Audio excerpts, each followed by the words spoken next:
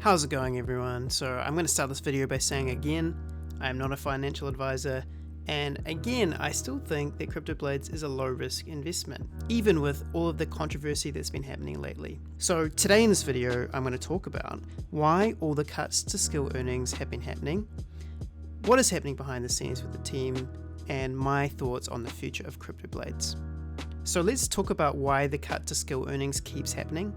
It's happened multiple times, and really the problem is that the inflow and outflow of skill from the game needs to be stabilized.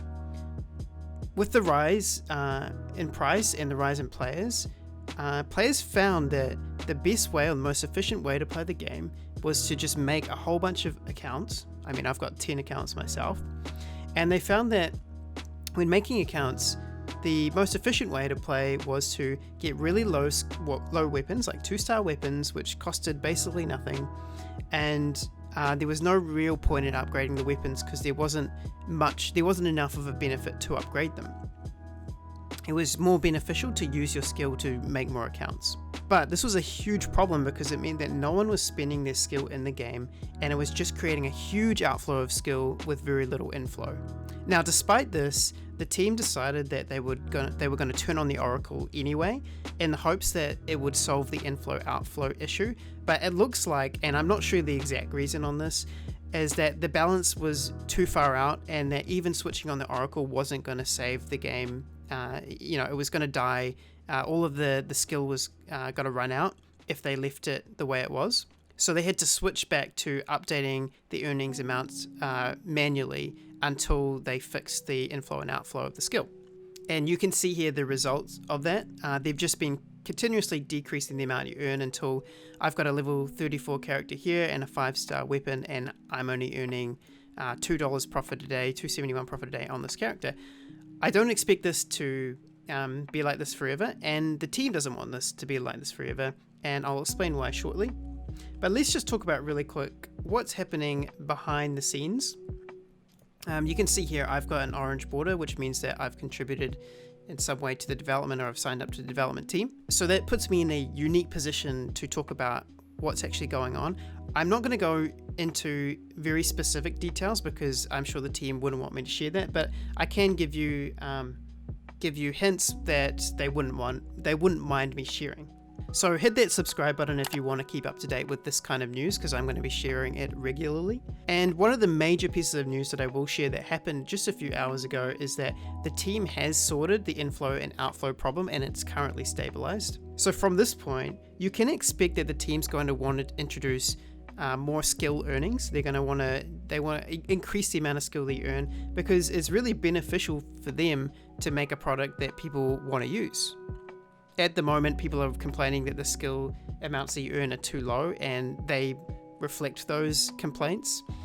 And so they're going to be looking for ways to improve that and to get people back on board playing. And so, yeah, you could expect that they're going to increase some sort of rewards for the game to make it more worthwhile. But what you can also expect is that if there's any future releases to the game, say such as PvP, which helps you to earn more skill, you can earn skill by playing PvP, then again, those daily rewards for just fighting normally are probably going to decrease, because it's that inflow-outflow problem that they need to, and they want to keep in mind and make sure that it stays stable.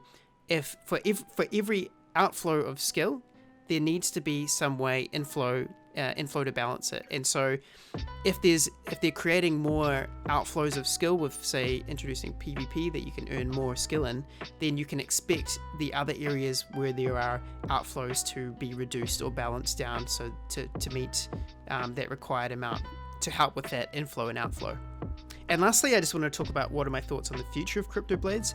Obviously, we had a huge hype period, and now it's kind of in a lull where everyone's kind of disappointed. But personally, I'm still very excited. I think there's huge potential in this game, and in the short time we've seen the team work, which has been incredibly short, they've done a lot really well. And to be honest, like, making that mistake with the Oracle just shows that they're human, which is a good thing. And it's really a really good way to see how they deal with backlash, how they deal with these kind of problems, to see if, it is a solid team. Like, that's a, these are one of the good outcomes that we can see. And And for Cryptoblades, we can see that the team has dealt with this really well. They've turned things around rather quickly. They've made really good press announcements, really good announcements to the community. They have continued to update things. They're showing this right here, which is like a new update to all of the graphics, which looks incredible. And overall, the team, from what I've seen, is still working really well together. The new updates, again, they look great. And yeah, I'm just excited to see what's going to happen next. I'm personally still holding on to all of my accounts and my investments. I'm still playing every day. I mean, it's still profitable to play every day, even though it's a small amount, and it doesn't really take that much time to play. So even though it's not as high as the rewards we were seeing before, I think there's going to be long-term benefit to playing. And when I did cash out this week, instead of buying new characters or just taking the money, I actually reinvested it into a lot of new weapons. So I got some 5-star weapons. And the reason was because it kind of just makes sense that in future updates, putting more money into the game, the development team's going to encourage you to put more money into the game. So I actually think that the 5-star weapons, 4-star weapons are going to go up in price dramatically, because they're going to become a lot more useful, and they're going to help you earn a lot more money. And again, the reason is for that is because they create an inflow of skill. They get you to spend your skill in the game, which is exactly what the development team is going to be looking to do. But that's everything for the video today. I hope you enjoyed it. Links below to everything I've been talking about. Hit that sub button if you want to keep up with news like this or updates like this, and like the video, as well as if you have any questions or comments, leave them below. I'll catch you next time.